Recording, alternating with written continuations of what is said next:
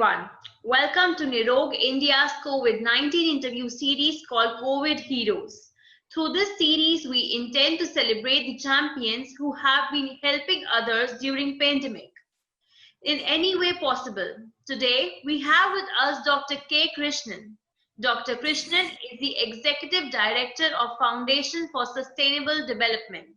He is also an orator of constitutional rights and has been working as a social scientist for past 29 years. Foundation for Sustainable Development envisions a peaceful society with equality, liberty, prosperity, and dignity for all. Thank you, sir, for joining us. I would now request Dr. Krishnan to introduce himself and tell us about the work that the organization does. Good morning to everyone, and thank you very much for organizing this very meaningful event. And also thank you so much for selecting our organization to be in this series of event that is highlighting which is building for the nation. People like us also contributing for the progressive nation. Okay, I am Dr. Krishnan. I head the organization called Foundation for Sustainable Development, and this is the organization that functions in southern states, especially Tamil Nadu, Kerala, Karnataka, Andhra, Telangana, and Pondicherry. And main work of us is enforcement of pro-poor legislations and pro-labor legislations, and also enhancing gender equality and child rights and eliminating bonded labor system as well as violence on women. These are the major areas that we have been working. Along with that, conservation of environment with the participation of local community. Yes. So, sir, what are the initiatives taken by your foundation amid COVID-19 pandemic for the welfare of the people?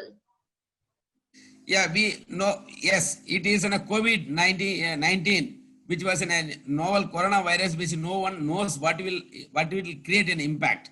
In fact, the COVID has been taken the whole human society back to 25 to 30 years in terms of socio-economic development, infrastructure, also another aspect of the major on health, especially health and livelihoods, which is affected so much. I can say it is not only the poor people, but also middle class and upper class. In fact, everyone affected in this COVID-19. So when the COVID-19 was announced on 11th of February by the WHO, and immediately most of the countries have taken steps, but our country also have been preparing what to do like that. They have been doing some study.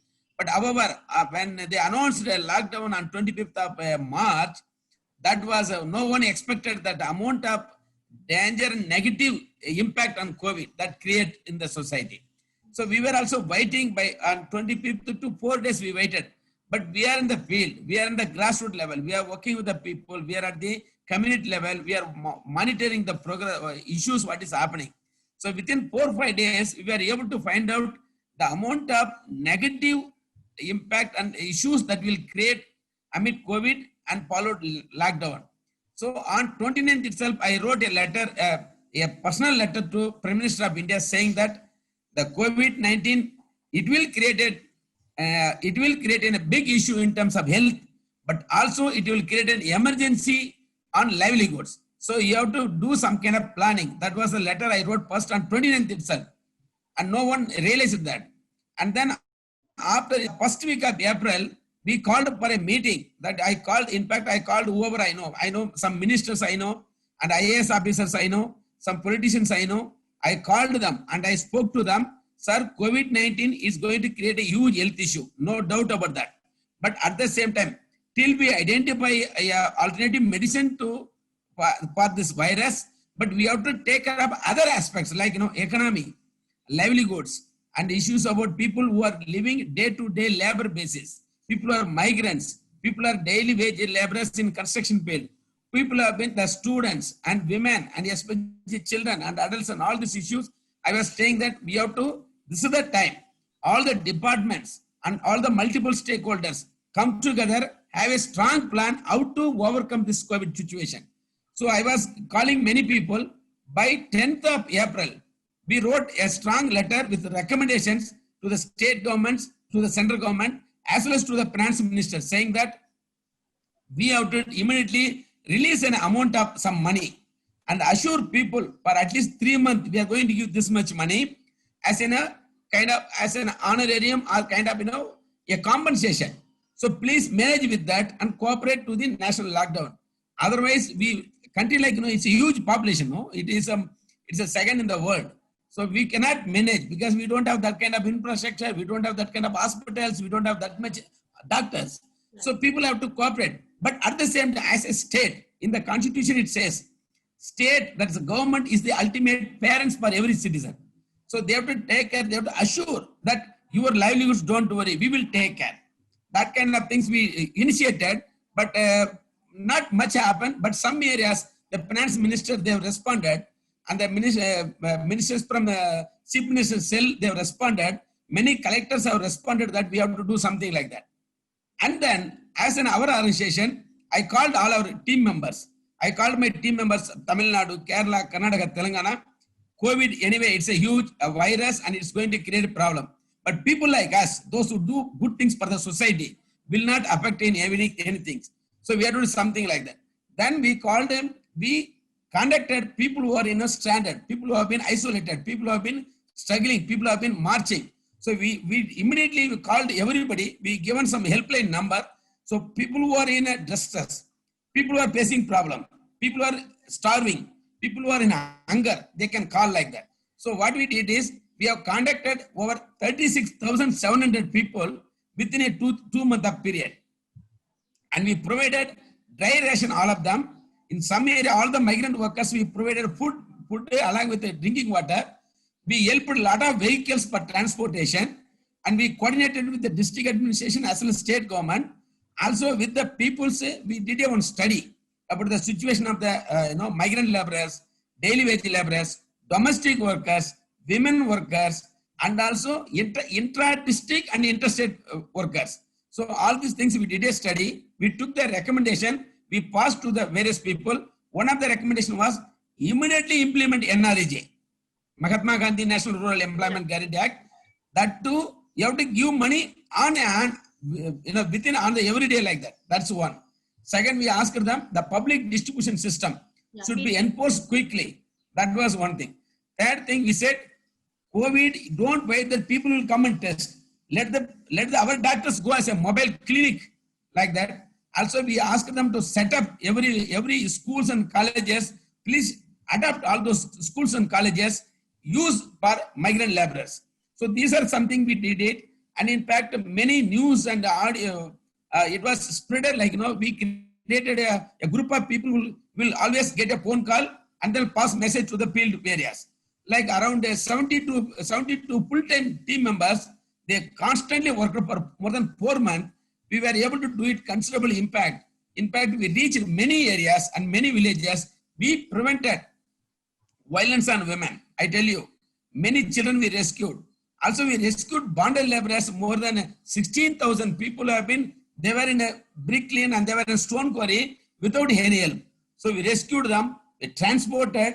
In fact, we also protected women who were kidnapped during this time.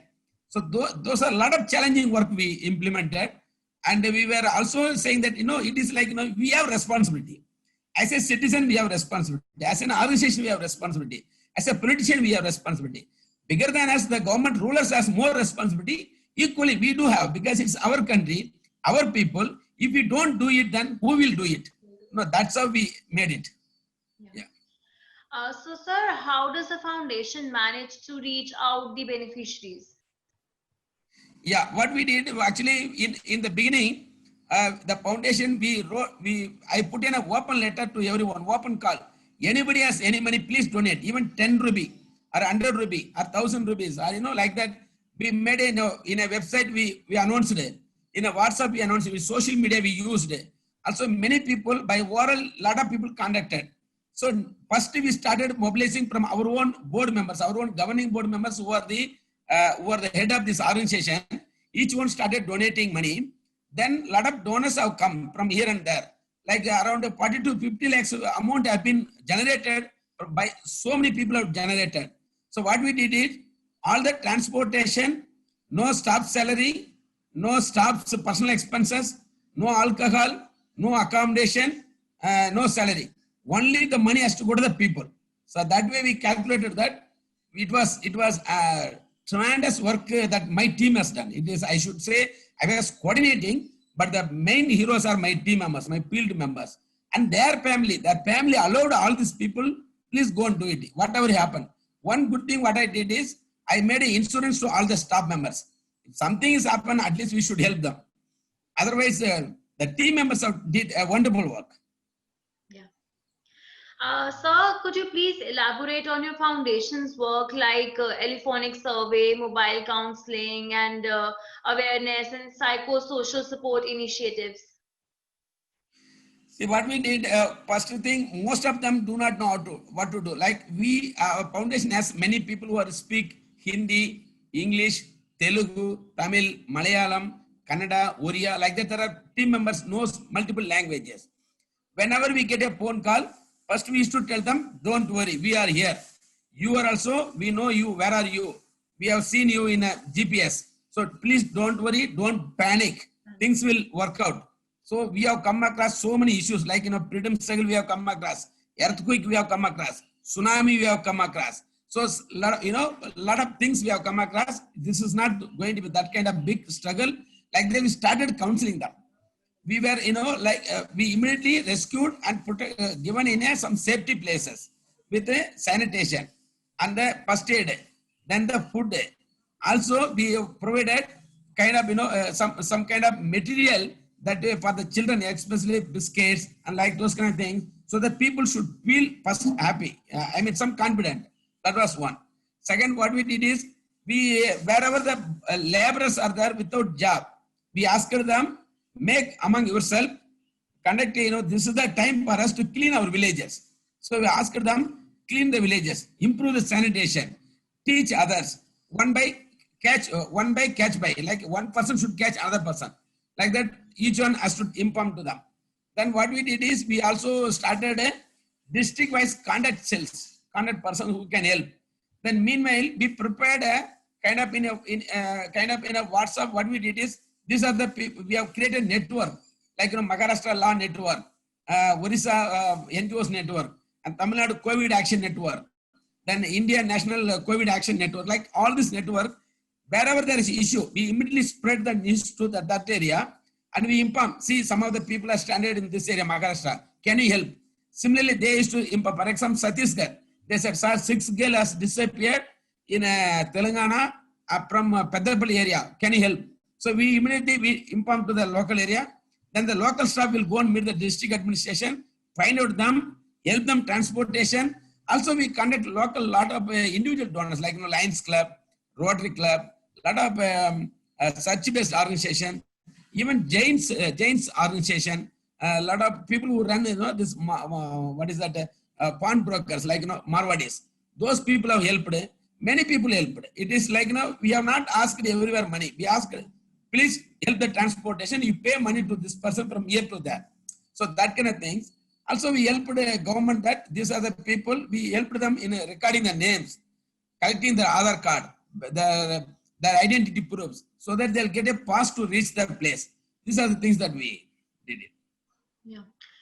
Sir, the work of the organization is noticeable in the states of Tamil Nadu, Kerala, Andhra Pradesh, Telangana, Karnataka. So, are there any plans to reach people beyond these states too? Yeah.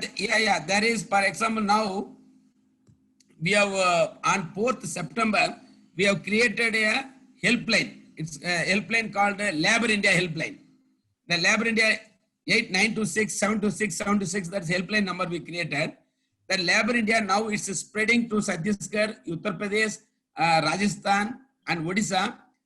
That we want to say that, see, we need a development, but the development we need a women's empowerment, we need child rights, we need climate justice, but all this development should be on the basis of equality, on the basis of social justice, on the basis of participation. So that way we are saying that Labor India, through that helpline, we are saying that there's a gap between employer and employee. So that gap should be reduced. That's one. And for the progressive nation, everybody's partner. As an employer, he has a money he is investing. the employee, the person, the worker, they're putting their hard work. So that way both has to cooperate. So there is some kind of misunderstanding, like, there is a middleman out there. There are micro level labor contractors there who are misusing. Those things we are trying to avoid through this helpline. We want to bridge the relationship, healthy relationship, so that development will come along with enforcement of welfare legislations. So that way we are now started conducting many other groups, also government agencies. In fact, some of the labor departments, Chhattisgarh and Jharkhand and Odisha, Telangana, they invited us some kind of policy and recommendation to prepare migrant policies. We have given our migrant policies already.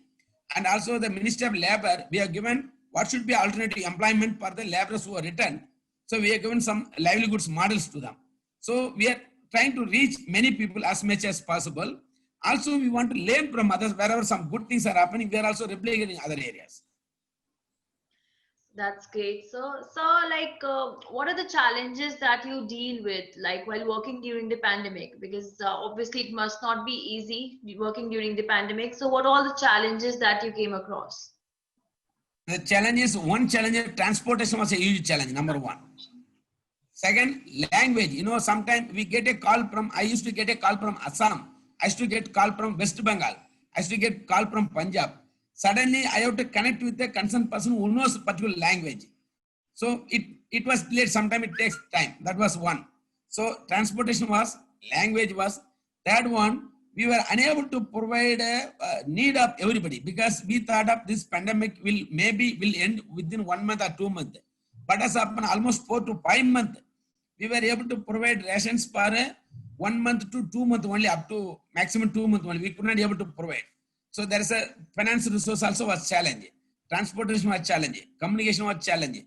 Also cooperation, sometimes what has happened, within the state to state, there was a cooperation differs. That was the other thing. And some areas, laborers among themselves, those who are innocent, women who are pregnant, they don't come, forward, that they don't demand their thing. That was a challenge. And also there was a miscommunication about this COVID.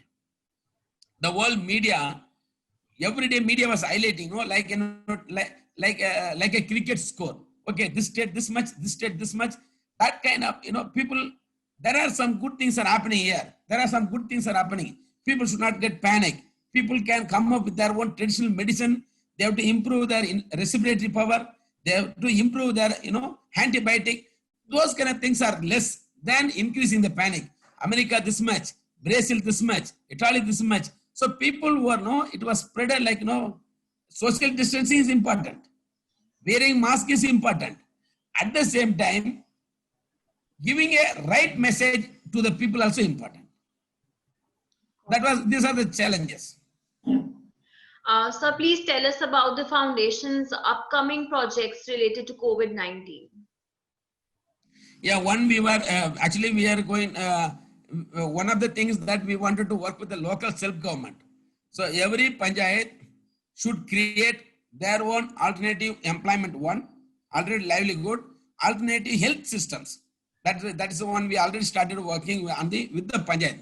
Like every self-government. See, country like India has a long history in terms of fighting against this kind of viruses, fighting against inequality. But what is happening, those things we have to revive. Now, most of the attitude has come up that everything we are dependent on the government. What government? Government is, we are the government, So most of the things we should not depend on the government. That's so we have to develop every village as a little republic. So that's the one. Second thing, there should be every district, there should be a periodic meeting with multiple stakeholders. Like one is prevention, as well as those who already got the things, how to eliminate the thing. The third one is collective action to eliminate COVID from India. These are something. We are also started discussing with the state and central. One is labor aspect, we have to see. Labor rights, we have to separately see. For which movement of register, it should start from village. It should come in online. Wherever laborers are going, there should be data available on the online. That online, if you just click the Aadhaar number, you will get all the details. And also we are asking of the government, the Aadhaar card and the ration card. This two is enough. If they have Aadhaar card, they're eligible wherever. If, for example, the person belongs to UP, but the person is working in Karnataka, he should be eligible to get all social security measures by showing the Aadhaar card. Similarly, ration card it should become a 100% smart, like one nation, one ration. Wherever they go and show the ration, they can get the access to that. But ration again, each family should have two ration. Like parents and others who are residing there, they can also access to that. So that way, there are sections are there. There should be identity card should be provided by the village itself. That identity card, which also should have Aadhaar card number and the bank number, all those things. So with this, people wherever they go, they should feel first social security and the safety. That's one. Second, government should see that, okay, you are not my state. Oh, you are UP. Oh, you are Gujarati. That should not be there. You are a citizen of India. You are eligible wherever you go. That kind of advocacy work also we are doing it. So one side advocacy with the government, another side improving the community at the local level. Sir, you have raised concerns about environment issues as well. So could you please tell us in brief about those? Yeah, see, now what is happening, most of the issues that we are facing today, like think about our forefathers and grandmothers, what they did it.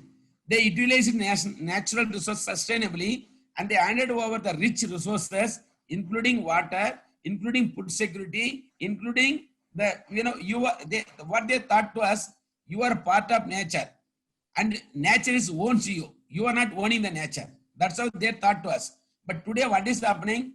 We are not teaching that to our children, and we are exploiting current resources, as well as we are over exploiting the rights of the resources that owned by the future generation. So next generation resource also we are taking it. So people have to be think that every local there should be 33% environment should be conserved in every area, whether it is a village or rural, or doesn't matter. In a country like India should have minimum 33% of environment. Now we have 12 to 15% only. Among the 12 to 15% also, most of things are owned by multinational companies. So there is we don't have responsible on environment now. The climate is changed. Environment is degraded. Westland is occupied by companies. So one side we are giving importance to business and the corporate sector. But unless if you don't have environment, this will not sustain. So utilization of environment should again come back to the people's hand. So that way we are saying that every year it's not only planting number of planting the trees, how many trees are coming up, that kind of things we have to monitor. Most of the time you could have seen all the televisions, all the prime ministers and ministers, they're planting the tree. But have anybody seen that the tree that was planted by them is grown? No one knows. And that way planting is not an important, conservation is important. Conservation not present society, but also next generation. Great thoughts, sir. Thank you so much for the interview. It was great talking to you and understanding the work your foundation is doing. Thank you so much, sir. Thank you. Thank you so much for inviting us. Thank you for your the question that you raised, and also the way you organize the questions. Thank you so much, madam. Thank you so much, sir. Thank you. Thank you.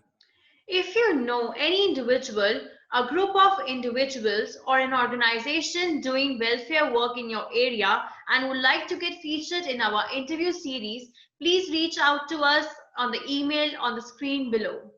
Thank you.